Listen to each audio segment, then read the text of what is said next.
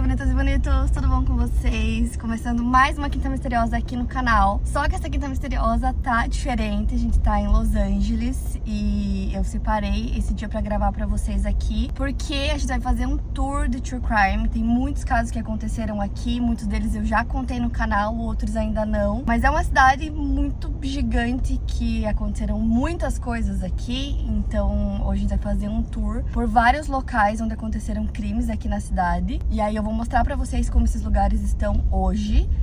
Muitos deles são casas, então muito provavelmente vai ter gente morando, ou talvez eles tenham fechado, né? Porque eles cobrem a fachada, justamente para as pessoas não ficarem indo lá. Então óbvio que a gente vai respeitar as pessoas, né? A gente não vai invadir a privacidade de ninguém. E eu sempre quis fazer um vídeo assim pra vocês, indo em alguns locais onde aconteceram crimes, então eu tô muito animada. Já deixa muito like pra mim se vocês querem que eu vá em outros locais, em outros lugares do mundo pra mostrar pra vocês. Então eu espero muito que vocês gostem e bora começar os casos de hoje.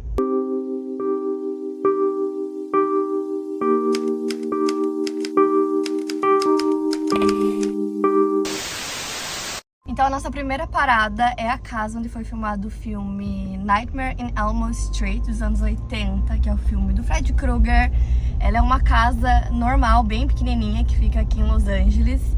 E na verdade essa casa foi vendida no passado por quase 3 milhões de dólares. Ela é uma casa que ela já foi reformada várias vezes por dentro, mas o exterior dela ainda é muito parecido, praticamente o mesmo de quando o filme foi gravado. E eles ficam pintando a casa, a porta não é mais vermelha, que eu acho que é pra confundir as pessoas ou para as pessoas pararem de ir lá, porque afinal tem uma família morando. Mas é uma casinha assim que se você não souber exatamente o local onde ela fica, passa despercebido. Mas é bem legal poder ver pessoalmente a casa onde foi gravado, porque ainda ela é muito parecida. Eu li também que dizem que no Halloween tem algumas pessoas que ficam escondidas de Freddy Krueger e ficam aparecendo para os fãs que passam pela casa. Mas não sei se é verdade, não sei se a família deixa ou se isso acontecia antes, não sei, mas que ia ser divertido e ia com certeza.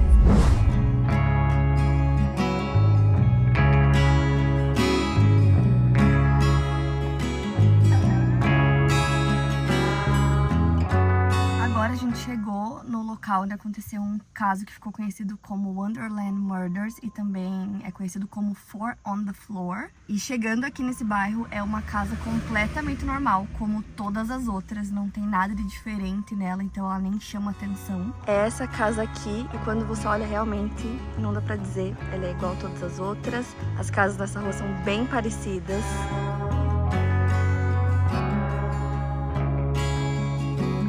Então, só para vocês entenderem o caso, aconteceu em 1981 e nessa casa morava um grupo que eles chamavam de Gangue Wonderland, que seria a gangue do País das Maravilhas. Inclusive, o nome da rua é Wonderland, então acho que esse é um dos motivos para o caso ter ficado conhecido como Wonderland Murders. Então, em tradução, seria os assassinatos no País das Maravilhas, né?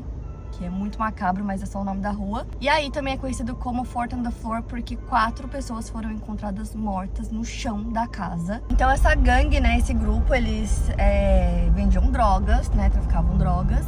E aí eles tinham essa fama no bairro por serem traficantes, mas aí quando o caso aconteceu, ele ficou extremamente famoso não só porque ele foi extremamente brutal, foi um crime muito brutal, mas também por 2 pessoas, né, 2 nomes que estavam envolvidos nesse caso. Um deles era o promotor de boate de Los Angeles chamado Eddie Nash e o outro era o ex-astro pornô John Holmes. Foi feito também um filme inspirado no caso, que foca um pouco na vida desse ator chamado John Holmes também. De toda a gangue, apenas uma pessoa sobreviveu e apesar de terem esses 2 nomes envolvidos no caso, um deles até encontraram impressões digitais no local, ele foi preso por um pouquinho mais de 100 dias pelos crimes, né, pelas 4 mortes.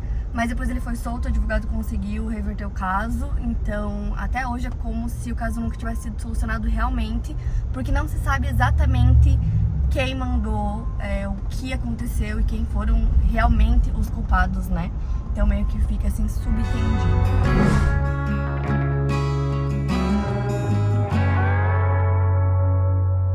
Agora a gente tá indo vivendo numa casa que aconteceu um caso também, e eu já contei esse caso pra vocês 2 anos atrás. Vou deixar o link do vídeo completo pra vocês aqui em cima, pra vocês assistirem em detalhes, porque eu vou só resumir esse caso pra vocês agora. Esse caso aconteceu em 6 de dezembro de 1959, quando o cardiologista Harold Pearson simplesmente entrou no quarto dele, da esposa dele. Ele assassinou a esposa, depois ele foi pro quarto da filha mais velha, chamada Judy. Aí ele acertou a filha também, só que ela começou a gritar, acordando os irmãos mais novos. Ela conseguiu fugir, pediu ajuda para os vizinhos que ligaram para a polícia. Então ela sobreviveu. E aí nesse meio tempo o Harold toma um monte de comprimidos enquanto a Judy tá nos vizinhos chamando a polícia. Ele foi se deitar e ele morreu antes que a ambulância chegasse no local. Ninguém sabe dizer qual foi o motivo para ele ter cometido o crime, o que aconteceu, né, para ele ter feito isso. E é um dos motivos pro caso ser tão famoso, porque as pessoas querem entender o que aconteceu com ele naquele dia, né, se ele surtou, qual foi a motivação. Depois que o caso aconteceu, a casa ficou intocada, assim, tudo foi deixado exatamente na mesma forma que estava naquele dia quando o crime aconteceu. Então dizem que você conseguia encontrar árvore de Natal na casa com os presentes embaixo, revistas, comida, tipo assim, literalmente tudo. Existem algumas teorias, né, sobre a motivação. Uma delas era de que ele tinha criado um dispositivo médico, e aí um amigo dele teria roubado a ideia, investido muito dinheiro nessa ideia, ganhado muito dinheiro, ficado muito rico. E aí ele entrou numa batalha judicial para tentar pegar os direitos, né, desse dispositivo, acabou gastando muito dinheiro nisso, não conseguiu. Então um dos motivos seria justamente esses problemas financeiros que eles estavam passando. Em toda essa batalha judicial ele até conseguiu ganhar um dinheiro, mas foi muito pouco, então ele acabou gastando muito mais do que ele ganhou. Depois soube-se também que ele fez algumas tentativas de tirar a própria vida antes, né, de cometer o crime. E depois que tudo aconteceu, uma tia assumiu a guarda dos filhos dele. E aí a casa ficou lá, como eu falei, parada no tempo. Olhando daqui dá pra ver a escada igualzinho das fotos. A casa foi vendida e uma família comprou essa casa. E aí eles meio que... eu acredito que foi meio que pra investir, como forma de investimento, não de fato pensando em morar na casa. Porque eles deixaram a casa com todas as coisas dentro. Então eles compraram em 1960, a casa ficou lá, como eu falei, por muito tempo. E aí acredita-se que eles até deixaram alguma família morar lá por um tempo, meio que alugaram a casa, mas que quando chegou no aniversário do crime, essa família saiu da casa e também deixou um monte de coisas lá. Mas de qualquer forma ela ficou muito tempo parada, e aí os donos faleceram e a casa ficou de herança pro único filho deles, que também nunca morou na casa, nunca quis a casa. Ele usou a casa como depósito por um tempo, então ele deixava muitas coisas guardadas lá. Mas a casa continuava, né, abandonada praticamente. E aí, um tempo depois, ele acabou falecendo. Ele não tinha filhos, então a casa foi comprada por outras pessoas. E é uma casa gigantesca, então eles começaram a fazer uma reforma. Online a gente consegue ver várias fotos dessa reforma que eles estão fazendo. E aí, agora a gente foi lá e tem essa placa na frente, então provavelmente vão reformar para vender, muito provável. Mas o exterior da casa tá idêntico de quando o crime aconteceu, o que é muito doido, porque dá até pra ver a escada, assim, dá pra imaginar tudo. É loucura, tá lá, igualzinho.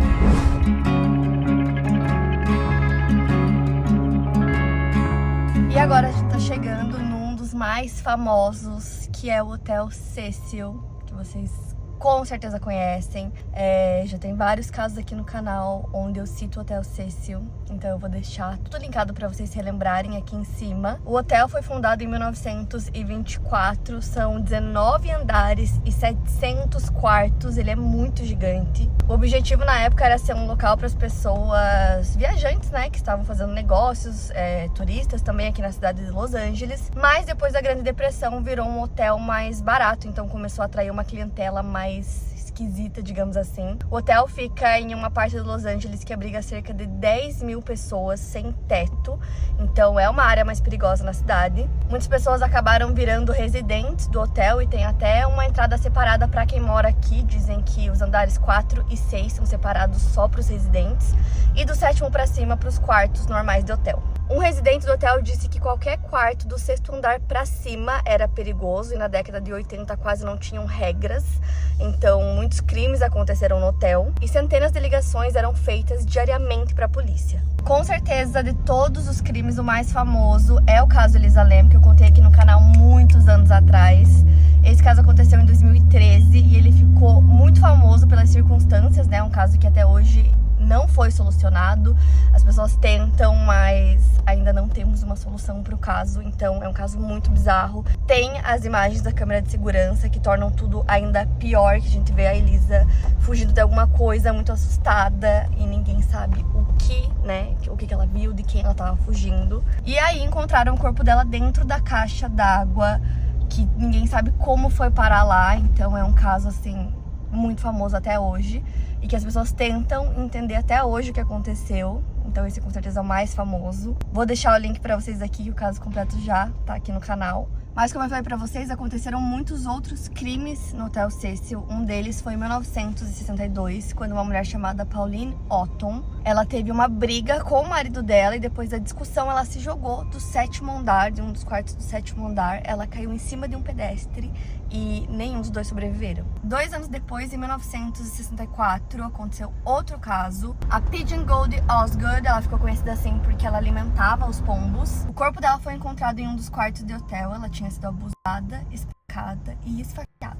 E esse é um caso que permanece até hoje sem solução. Ninguém sabe quem cometeu esse crime. E um dos serial killers mais conhecidos do mundo, Richard Ramirez, também morou por um tempo no Hotel Cecil. Ele ficou conhecido como o Night Stalker e acredita-se que ele pagava em torno de $14 por noite para morar lá. Além dele, tem outro serial killer que também morou lá, chamado Jack Unterweather. Ele não só morou no hotel, como também cometeu crimes lá nos anos 90. Ele cumpriu pena de prisão na Áustria pelo assassinato de uma jovem alemã e após a sua libertação ele veio para os Estados Unidos para escrever um artigo sobre o Distrito da Luz Vermelha, que se transformou em uma matança de garotas de programa.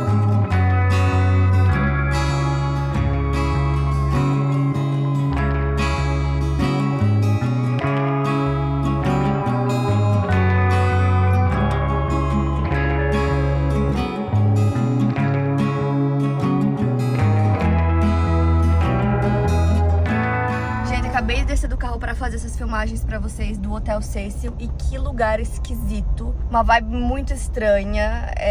O hotel em si ele é muito estranho também, eu não consegui nem entender onde você entra, a fachada dele toda esquisita, as pessoas em volta, assim, uma vibe muito bizarra. Então eu gravei rapidinho e voltei pro carro, até porque aquela parte ali é bem perigosa, então eu desci só pra filmar pra vocês mesmo, mas assim, não sei se é porque aconteceram muitos crimes lá, mas só de estar ali eu já achei tudo muito bizarro, já me deu até uma coisa ruim, assim, horrível. Gente, agora eu vim num lugar que é mais cultura pop, mas eu queria muito ver pessoalmente, que é da série American Horror Story, apareceu em vários outros também, várias outras séries e filmes, mas a mais famosa é American Horror Story da primeira temporada, que é a The Murder House. A casa é gigante, muito maior pessoalmente do que eu imaginava. Eu acho que essa parte aqui eles tiraram na série, né, que não tem, isso aqui é só daqui pra cá. E o piloto da série foi gravado aqui, então o primeiro episódio eles gravaram realmente nessa casa. E aí o restante foi gravado em um estúdio, né, montaram uma réplica da casa. Então só o primeiro foi gravado aqui. Mas é uma casa icônica, né, que ficou conhecida por conta da série. Mas até onde se sabe não aconteceram crimes aqui, né, é apenas uma casa. Então a mansão foi construída em 1902 e aí várias famílias moraram aqui até que ela foi adquirida por freiras e aí elas viveram aqui por 50 anos e aí a casa foi vendida de novo. Então até onde eu pesquisei tinha uma família morando, só que eu acho que não tem mais. Eles fecharam tudo, que eu acho que as pessoas passam um pouco assim do ponto e da noção e tentavam entrar, né? A família deu uma entrevista dizendo que as pessoas tentavam entrar na casa, pulavam o muro. Então, olhando agora, parece que não tem ninguém, tem até vidro quebrado e tal, então talvez esteja vazia, não sei. Mas a casa é icônica, é gigantesca e é num bairro bem tranquilo, assim, de classe média alta, eu diria. E é uma mansão enorme, que olhando assim eu diria acontecer um caso aqui, porque ela tá meio acabadinha, meio abandonadinha, mas ela é muito linda e é muito legal ver pessoalmente. Agora eu cheguei num dos lugares mais famosos de casas aqui de Los Angeles, que é onde o corpo da Black Dahlia, da Dália Negra, foi encontrado. É muito doido vir aqui pessoalmente, porque eu já gravei esse vídeo, é um caso muito famoso que eu conheço muito sobre, e todas as fotos que existem do caso na época mostram um campo, tipo um campo assim, só grama, e não tinha nada na época, e hoje é um bairro totalmente assim, completo, cheio de casinhas. Tanto que se você não souber a localização, você vai passar reto, você nunca vai dizer que foi aqui que ela foi encontrada. No dia 15 de janeiro de 1947, uma mulher chamada Betty estava caminhando por aqui com o bebê dela, até que ela avistou alguma coisa que chamou a atenção. A princípio ela achou que era um manequim, até que ela foi chegando mais perto e percebeu que era o corpo de uma mulher que tinha sido cortado pela metade. Foi drenado, então não tinha sangue. Ela tinha sido mutilada, os intestinos foram removidos e tinha um corte na boca dela que parecia um sorriso horrível. O corpo da Dália Negra foi lavado antes de ser descartado, assim, jogado nessa parte da rua. A polícia foi chamada e o caso rapidamente ficou conhecido no mundo todo e é até hoje. Ó, foi exatamente aqui perto desse hidrante, que é a referência, assim, basicamente para conseguir encontrar o lugar. Mas, gente, olha isso, um bairro normal. E aí, na época, como não tinham casas, foi o local que eles escolheram, colocaram mais ou menos por ali, porque não tinha nada, então imaginaram, né, que talvez não fosse levantar suspeitas, alguma coisa do tipo. O caso segue sem solução até hoje, apesar de ter muitas teorias.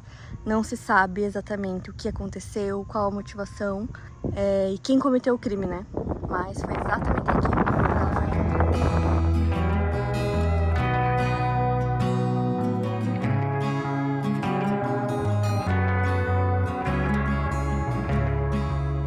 Agora estamos indo para Entity House, que é uma casa de verdade que inspirou o filme O Enigma do Mal. Em 1970, Doris Bitter alegou ter sofrido abuso físico e sexual de 3 entidades invisíveis na casa e convenceu 2 pesquisadores da UCLA a investigar sua experiência. Os cientistas chegaram meio céticos, mas mudaram rapidinho de ideia ao testemunhar fenômenos paranormais. Durante uma entrevista em que 30 pessoas estavam presentes, um fantasma apareceu e vários pesquisadores desmaiaram. O equipamento de gravação registrou uma esfera esquisita no ar e então pifou. As entidades continuaram assombrando Doris mesmo depois que ela se mudou para o Texas. Para os especialistas, essa casa hoje está livre de assombrações.